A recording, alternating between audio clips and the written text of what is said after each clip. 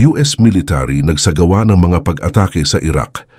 Pinaniniwala ang may ilang miyembro ng Hezbollah militants ang namatay at may ilang mga pasilidad na ginagamit ng grupo ang nawasak sa ginawa nilang pag-atake.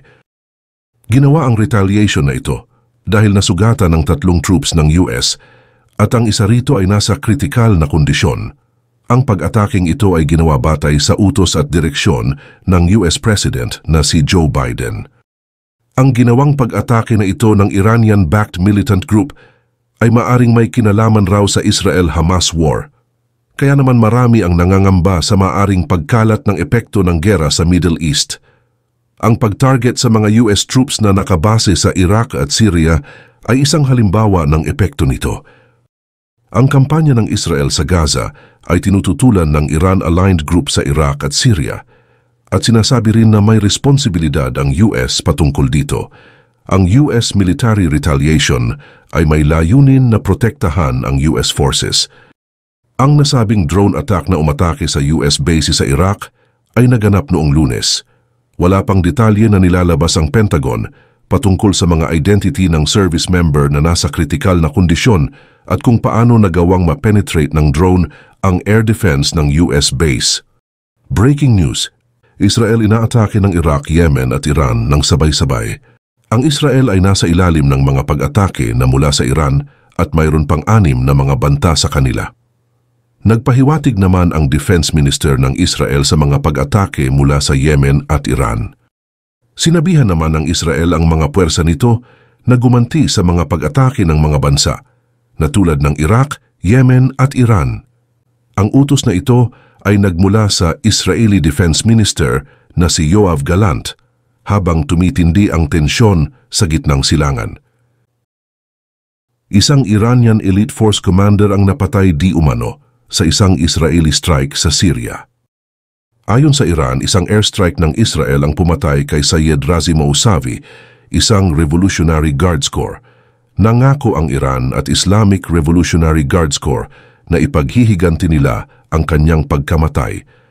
Ayon sa pahayag ni Gallant, ang Israel daw ay nasa ilalim ng mga pagsalakay na mula sa 7 areas kabilang narito ang Iran.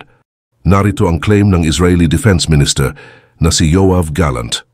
We are in a multi-front war and are coming under attack from 7 theaters: Gaza, Lebanon, Syria, Judea and Samaria, West Bank, Iraq, Yemen and Iran. We have already responded and taken action in 6 of these theaters. Ang Israel ay nasa ilalim ng patuloy na pag-atake mula sa Hezbollah militant group na nakabase sa Lebanon. Nagsimulang magpaputok ng mga rocket at missiles ang Hezbollah sa Israel at sa lalong madaling panahon, pagkatapos ng mga pag-ataking ito, nagsimulang muli ang digmaan sa Gaza. Halos araw-araw na binubugbog ng militar ng Israel ang Lebanon gamit ang mga artillery at mga aircraft. Ayon pa sa Israel, ay gumanti din sila sa mga knock-on attacks na mula sa karatig bansang Syria. Nauna nang sinabi ng Israeli military na pinabagsak nito ang mga missile na inilunsad ng Houthis ng Yemen. Ang Israeli military ay nasa isang nakamamatay na standoff sa mga Palestinian sa West Bank. Ngunit sa ngayon ang Israel ay hindi pa naglalathala ng anumang mga aksyong militar sa Yemen, Iraq at Iran. Ang Iran ay pangunahing kaaway ng Israel at ang Iran ay sponsor din ng Hamas at Hezbollah ng Lebanon. Noong nakaraang linggo, isang militia group sa Iraq ang nag-claim ng drone attack sa Israeli port city ng Eilat. Lalong naging komplikado ang sitwasyon sa Israel ngayon. Kinakalaban ng Israel ang 3 militanteng grupo, ang Hamas, Hezbollah at Houthi rebels. Ang mga grupong ito ay sinusuportahan ng Iran at ng iba pang maimpluwensyang nilalang. Pero ang buong mundo ay nakatutok ngayon sa mainit na digmaan sa Gaza. Ang Hamas sa Gaza ay malapit ng mapulbos dahil sa military power ng Israeli Defense Force o IDF. Ngunit hindi basta-basta susuko ang Hamas, marami pa ring teritoryong hawak ang Hamas at may mga urban ambush spots pa rin ang grupo. Ngunit isang kritikal na operasyon ang isinagawa ng IDF, dahilan upang makapasok ang ghost units at commandos sa isa sa mga importanteng teritoryo na hawak ng Hamas. Paano nakapasok ang mga operatiba ng IDF sa teritoryo ng Hamas? Ano ang mga nakubkob ng IDF sa sinasabing kritikal na teritoryo? At tuluyan na bang bumagsak ang tunnel network ng Hamas? Alamin natin ang sagot sa mga katanungang iyan. Dito lang sa JP Amazing Stories. Kasabay ng pagtindi ng digmaan sa Gaza, lumulubha na rin ang sitwasyon sa North Israel. Mas naging agresibo ang Hezbollah. Tuloy-tuloy na ang kanilang rocket strikes laban sa mga kampo ng Israeli Army at border towns. Hindi rin naman nagpalupig ang Israel. Binomba ng Israeli Air Force ang mga kampo ng Hezbollah sa northern Israel. Kumalat pa ang mga footage ng airstrike ng Israel Air Force laban sa Hezbollah. Nawasak na rin ang stronghold ng Hezbollah sa teritoryo na malapit sa northern Israel at naging dahilan ito para humina ng bahagya ang military power ng grupo. Ang inatake ng IDF ay ang mga rocket platforms ng Hezbollah. Sa pamamagitan ng rocket platforms na ito, nakakapagpakawala ng rockets ang militanteng grupo laban sa Israel. Maraming sibilyan ang namatay at nasugatan dahil sa mga rocket strikes ng grupo, parang katulad lang ng karahasan ng Hamas. Ang mga rockets na pinakawalan ng Hezbollah ay madalas na tumatama sa mga kanlurang teritoryo ng Western Galilee. Mabilis na gumanti ang IDF sa mga rocket attacks ng Hezbollah.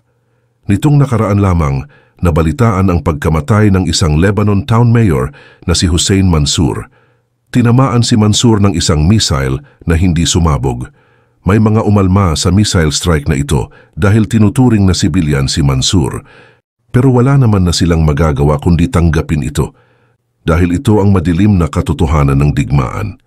Sa Southern Lebanon, nadagdagan pa ang mga airstrike operations ng Israeli Air Force. Ayon kay Israeli spokesman Elon Levy, nararapat na tugon ang air bombing sa karahasan ng Hezbollah. Dinagdag pa ni Levy na hindi titigil ang mga airstrikes hanggat walang nabubuong truce sa gitna ng Hezbollah at Israel. Dahil sa tuloy-tuloy na airstrikes sa Southern Lebanon, nawasak ang stronghold ng Hezbollah sa lugar. Isang Hezbollah cell ang pinulbos ng IDF sa Matula, dahilan upang mamatay ang maraming sundalo ng militanteng grupo. Ngunit kahit napinsala na ang military power ng Hezbollah sa Southern Lebanon, alam ng IDF na hindi susuko ang militanteng grupo. Sa katunayan, nagpakawala na naman ng rockets ang Hezbollah mula sa mga nakatagong platforms sa Lebanon. Na-detect ng Iron Dome ang mga rockets, kaya naman bumulusok ang mga interceptor missiles. Halos lahat ng rockets ay napasabog sa ere. May mga napasabog din na suicide drones. Ang ibang rockets ay tumama sa military outposts ng IDF at ilang mga civilian infrastructures. Bilang pagganti, nagpasabog ng artillery ang Israel at pinalusob din ang mga operatiba sa iba't ibang border territories. Nalaman tuloy ng IDF na may plano ang isang Hezbollah cell na umatake sa Marwan. Kumilos agad ang IDF para wasakin ang cell bago pa ito makapinsala. Marami pang Hezbollah cells ang binabantayan ng IDF. Walang tigil ang pagragasa ng tensyon sa northern Israel. Pagkatapos ng kaguluhan sa Marwan, mukhang nagkaroon ng maliit na tagumpay ang Hezbollah. Isang base sa North Israel ang napinsala ng mga rocket attacks ng Hezbollah. Naputol ang communication lines ng inataking base, pero wala namang namatay sa kampo ng Israel. Ano pa ba ang mga ataking kayang gawin ng Hezbollah? Bukod sa rocket attacks, may kakayahan rin silang magpakawala ng maraming artillery shells. Ginawa nila ito sa Southern Israel. Tinamaan ng artillery base ang isang IDF outpost at nadamay din ang mga teritoryo ng Alar Ramshi at Baram. Sinabayan din ito ng mga mortar attacks para i-overwhelm ang depensa ng IDF outpost. Sa kabila ng walang humpay na pag-atake ng Hezbollah, hindi pa rin tumitigil ang liderato ng Israel na makamit ang de-escalation ng sitwasyon. Umaasa ang Israel na magkakaroon ng truce sa Hezbollah, pero handa rin naman ang bansa na ipagpatuloy ang digmaan. Wala rin namang dapat katakutan ng Israel dahil mas advanced ang military power nito. Ayon kay Energy Infrastructure Advisor ng US na si Amos Hawins, pinapalubha ng Hezbollah ang sitwasyon sa pamamagitan ng simultaneous attacks. Isa itong strategiya para mabawasan ang momentum ng ground offensive sa Gaza. Hindi pa ganun ka-epektibo ang stratehiyang ito dahil malakas ang depensa ng Israel. Pero kapag nagpatuloy pa ito, mahihirapan ang IDF at mapupwersa silang lumipat sa defensive warfare. Taliwas ito sa two-war doctrine ng Israel na kung saan magkasabay na aatake at dedepensa ang IDF. Dito na papasok ang responsibilidad ng Estados Unidos na tulungan ang Israel.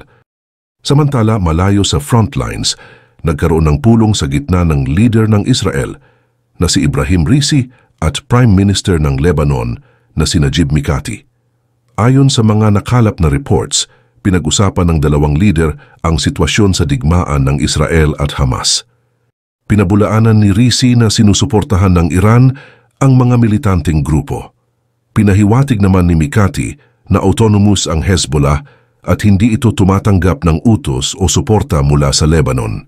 Dinagdag pa ni Mikati na ginagawa lang ng Hezbollah ang nararapat para isulong ang kapayapaan sa Middle East. Posible kayang naguhugas kamay lamang si Raisi at Mikati. Ano sa tingin nyo?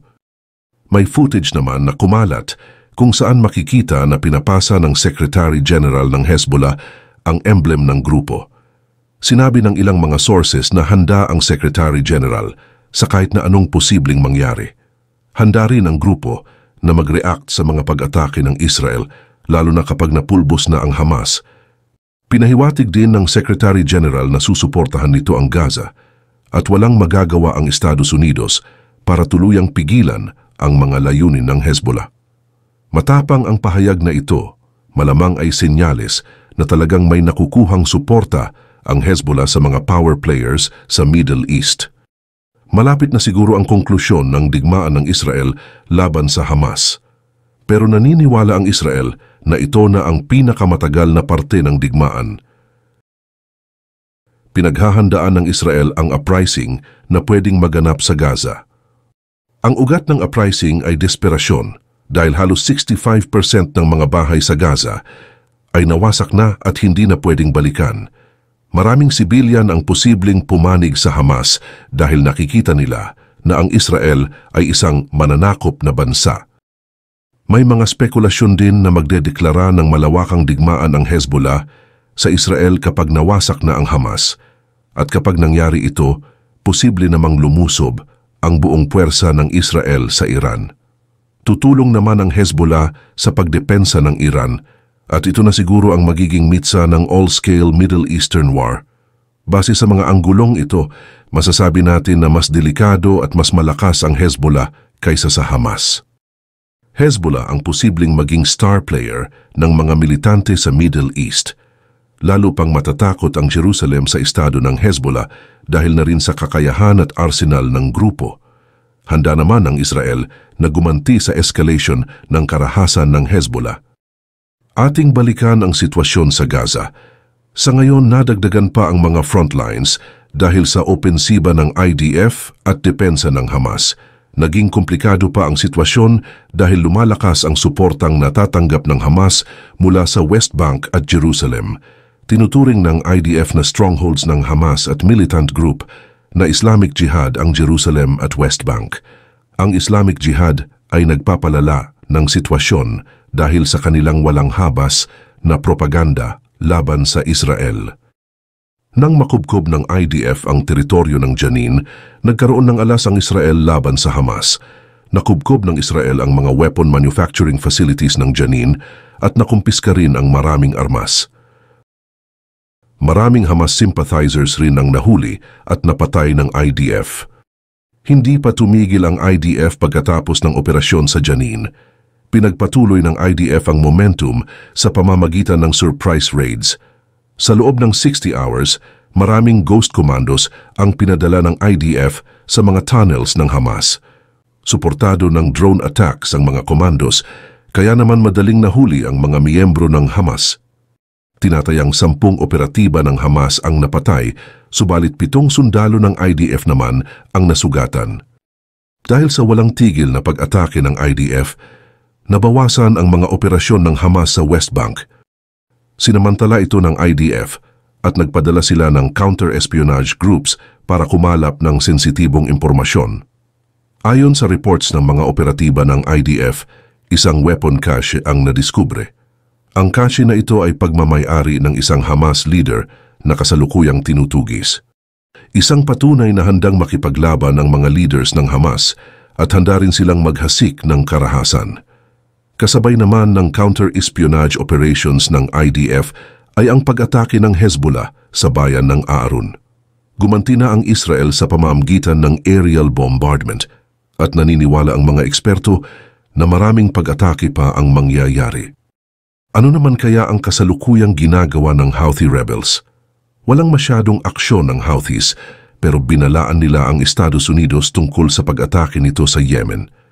Hindi rin makapaglunsad ng ship raids ang Houthis dahil nakabantay ang Eisenhower Carrier Strike Group sa Red Sea. Limitado na rin ang kakayahan ng Houthis na magpakawala ng rockets dahil winasak ng US ang kanilang rocket platforms. Ang pagbagsak ng Hamas sa Gaza, hindi ito ang marka ng katapusan ng digmaan. Malamang ito ay magiging simula ng isa pang malaking kaguluhan sa Middle East.